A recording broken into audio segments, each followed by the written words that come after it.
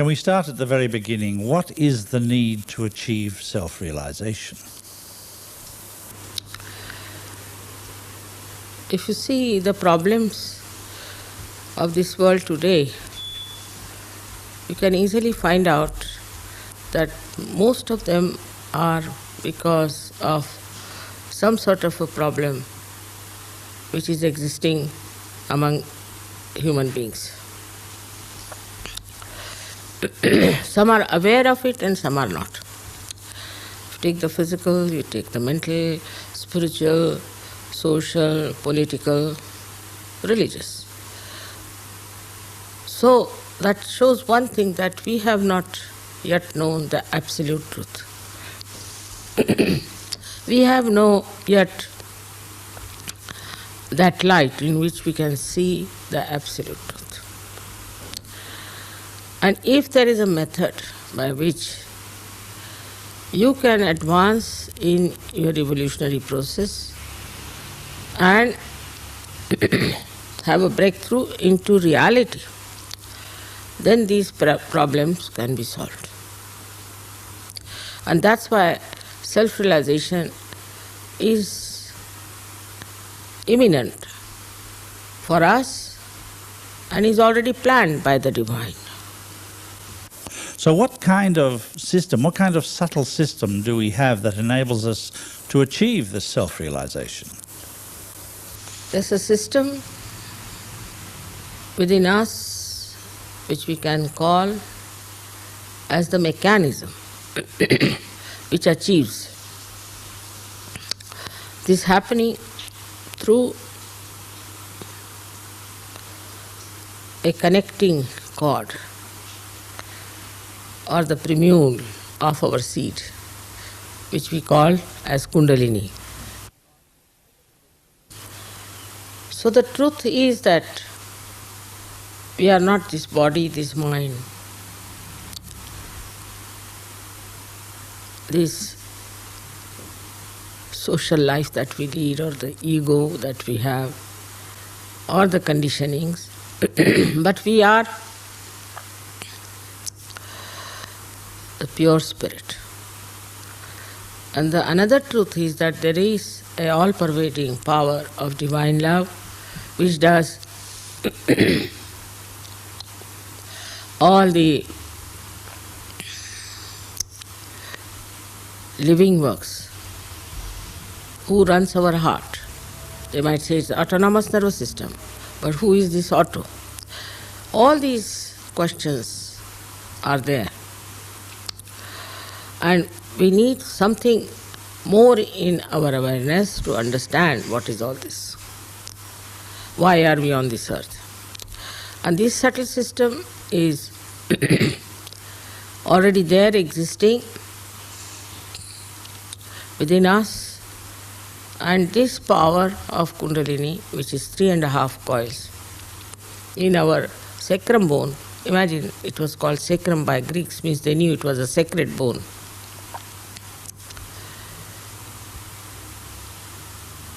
Which passes through 6 centers, which are energy centers within our spinal cord and brain, and connects us to this all-pervading power, to the subtle energy that does all the living work. Then what is the difference between Sahaja Yoga and all these other yogas that are in the marketplace? See, Sahaja, Saha means with you, Ja is born, that means spontaneous. Spontaneous yoga. That means it's a living process. But all other yogas are included in it. Like if you have a car and you ignite it, all the machinery starts working. In the same way, the machinery within starts working as soon as the Kundalini is awakened. All right? Now, this machinery, when it starts working, it is called as Raja Yoga. But normally people of Raja Yoga, what they do, that they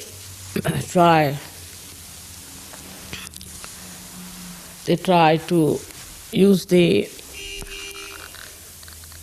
machinery as if it is outside.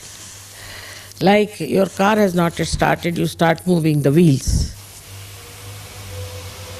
No use. It's like that. They do bandhas, means they try to muscular closing of the chakras they try. Because when the kundalini rises, these chakras close, no doubt. Because they allow the kundalini to move up and then close so that it doesn't fall down. But these people do it artificially. What's the use? There's no kundalini. Also they do khechari. There's some people who are having a self-realization organization in America, now it's finished I think, they used to cut this thread under the tongue and take the tongue backwards, saying that this is khechari. Actually what happens when the kundalini rises, then this tongue automatically is pulled inside because it is closed, you see. This center is closed. So automatically it is pulled inside. But these people do it artificially, and I have seen some people who had their tongues hanging, like wagging just like a dog's tongue. They can't speak, they can't eat. But they did it all in seeking, you see. And two were doctors from India. They never came back to India. So this is what it is, that to do something artificially can never achieve the yoga. It has to be spontaneous. Then Hatha Yoga is where people do asanas and things. There are 8 angas, means 8 facets of this Hatha Yoga of Patanjali, out of which one is Yama Niyama, out of which a wee bit are these asanas. We too use asanas sometimes if there's any physical problem. But first we allow the kundalini to rise, so we know where is the problem. And if it requires any physical exercise, then we tell, all right, you need a physical exercise. It's a science, it's not just asking everybody to do all kinds of asanas. And what happens with, of course, the people thin down because they're terrible exercises. They thin down and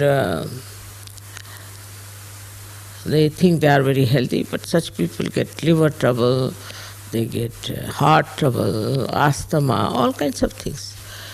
So indiscriminate use of these things is wrong. After realization, then you should do it because you know what is your problem. Otherwise, without knowing the problem, you are just trying these things is not very good.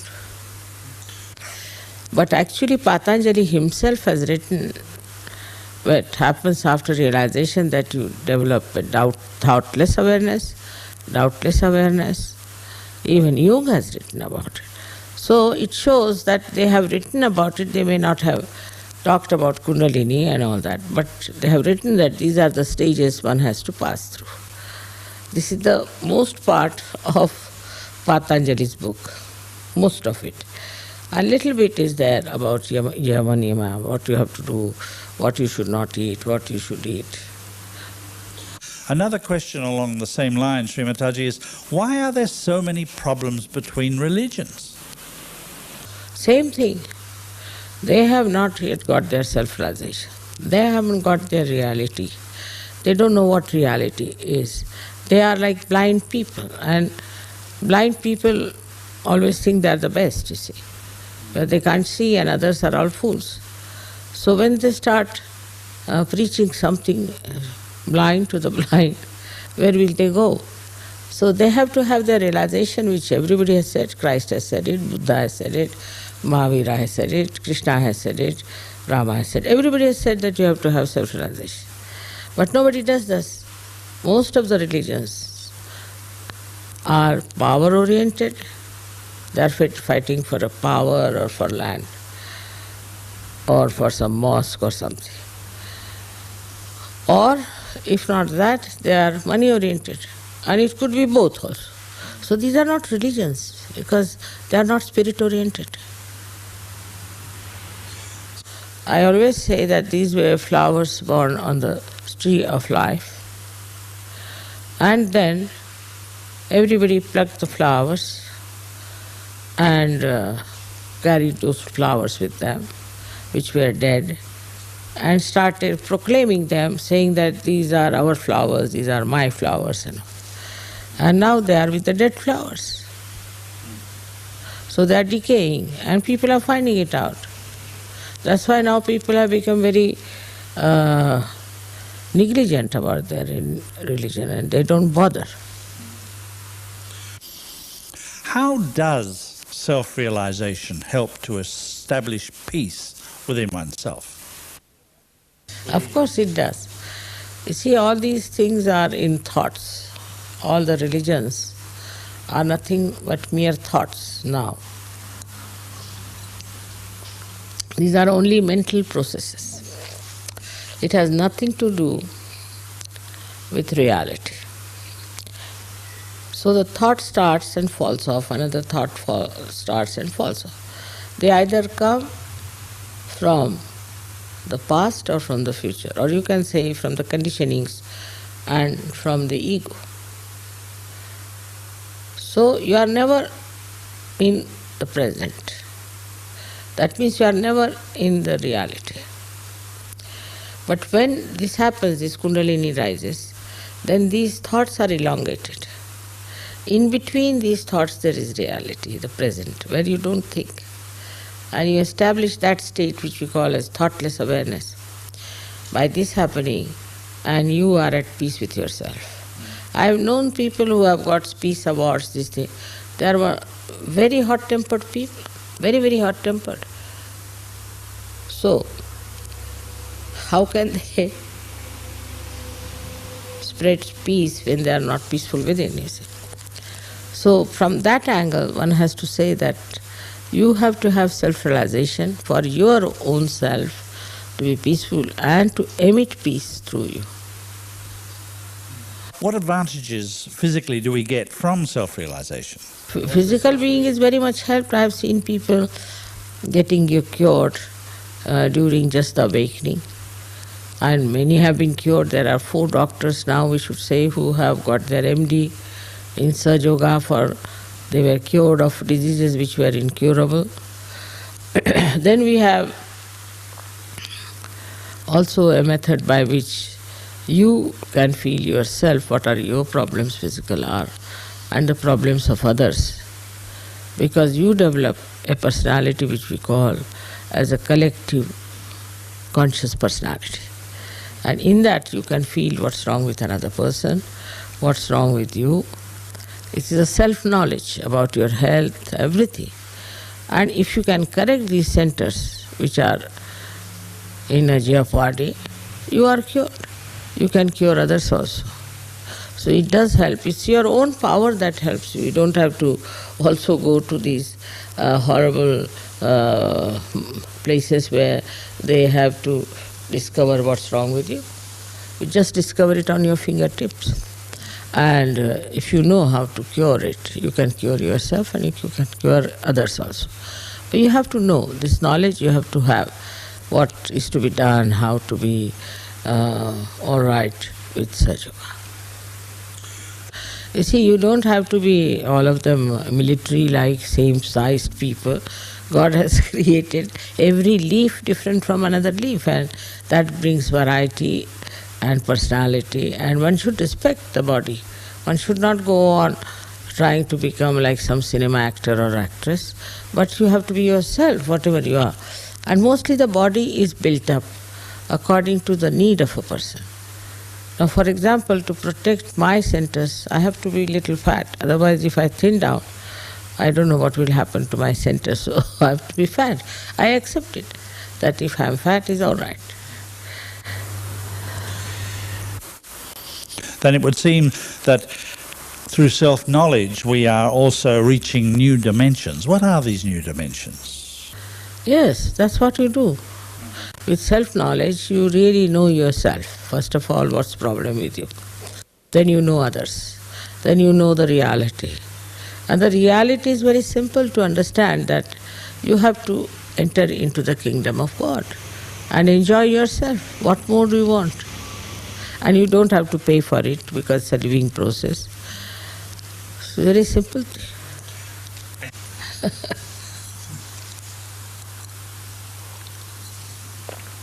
When you are in a filthy pond, facing all kinds of worms and things, to you that pond becomes reality. But the lotuses that come out with their fragrance, for them, their new life is reality. That's the heaven for them. And they are not bothered as to what surrounds them. But here is more. You are bothered and you try to elevate others also. And then you realize how great is your own being, how glorified it is. And you start respecting yourself and utilizing it for the benefit of others. Self-realization would appear to be a very powerful thing. Does one develop new powers? Of course, it gives lots of powers. Firstly, it gives you the power of collective consciousness, by which you know the problems of others. Within yourself, you are peaceful and you are very kind and compassionate. At the same time, you are very dynamic. Supposing you have some talent which is not yet expressed well, suddenly it starts expressing. I've seen people who are like chartered accountants becoming great poets. Musicians suddenly become world famous because whatever power they had, their talent had, now being enlightened. We use a very little of it.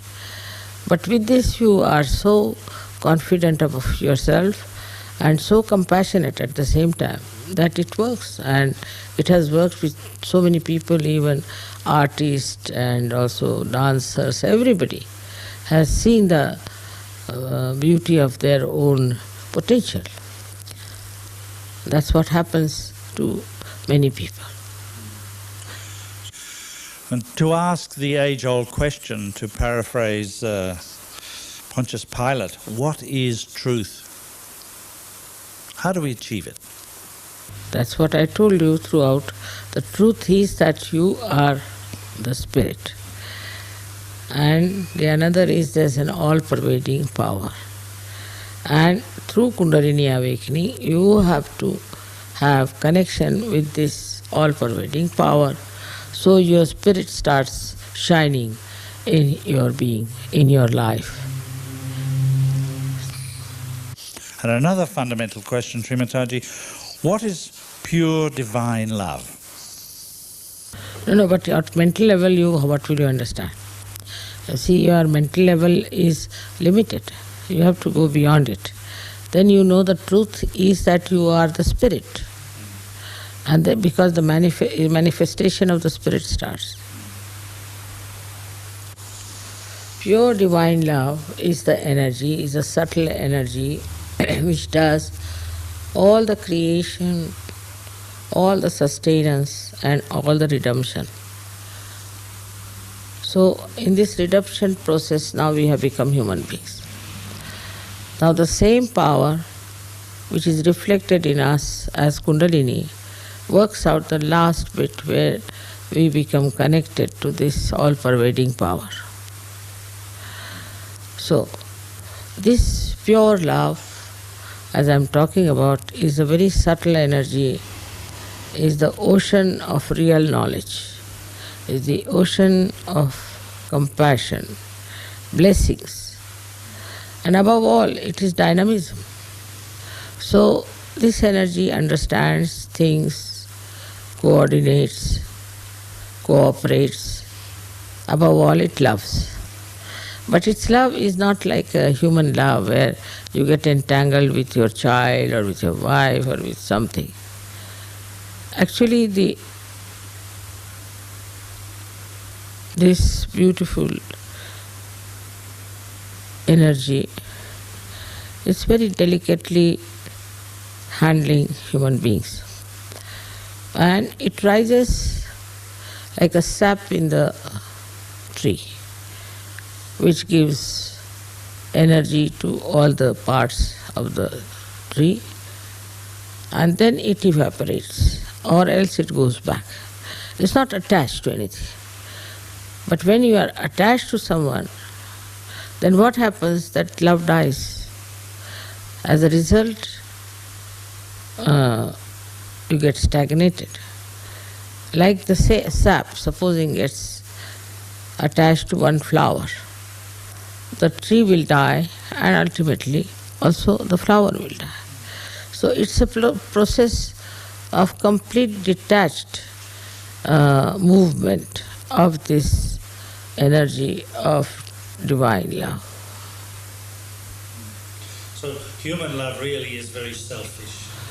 Yes, because you see, not I would say selfish always, but it's always limited. Because there's a mental capacity. Also, apart from the mental capacity, there is emotional capacity, which are all limited in human beings. But this one is not limited. And on a much more mundane level, you have an enormous organization that operates right throughout the world. How is it done without money? It's an organization which is spontaneously built, and it's a living organism, like our bodies. And it exists through cooperation, coordination, understanding. Very innate feelings of oneness. This is the reason why we don't have to spend much money. Of course, we don't spend any money for self-realization, which is a living process. Also, we don't spend really much money otherwise also, which you would require to organize something or to do something, because such a spontaneous happening. But we need sometimes some money, say, for maybe organizing a program in a city and things. We find it very easy with so many people. With little money, we can do a lot. And also there are blessings. And we get so many times things so cheaper, so much better with little payment. Firstly, Sri Mataji, as you call me, I would say in the beginning I just was so concerned how to spread Sahaja Yoga that I would travel myself on my own account. Even I have booked halls on my account. But now everybody said that it is not proper, that you should pay for our salvation also. So they collect some money. But the amount is so little that everybody's purse is not much touched. And those who can afford to pay only pay very little amount of money. And I have heard that many Sahaja Yogis say that if you help with your own money, if you help finance God's work, it also helps you financially. That's what they think, so they have experienced like that, and that's why they believe that those who have generously helped for Sahaja Yoga have been looked after in every way. That is their experience. Yes, it seems to be, yes. It's a natural event. Yeah, this is the kindness of the divine. Also those who try to harm us, I'm told, get harmed, which I don't want to do any harm to them. But something happens to them like a divine punishment maybe. Not of a severe type, but it does something to them that makes them understand that they have done wrong to us. We only forgive, we don't do anything to them. And one final question, Sri Mataji. Do you see a big increase in Sahaja Yoga? Yes, that's what I've seen now. Suddenly, last year it started galloping very fast, and in every country it has gone up very much. So by the end of the century we should have many thousands of Sahaja Yes, we will. No doubt about it. Practically most of them who are to be emancipated, you will find many. That is an interesting thing you say. This means there is a certain number of Sahaja Yogis, a potential. Still there are quite a lot. But I think some will be judged as no good, maybe, because I've seen such people myself. Thank you very much. May God bless.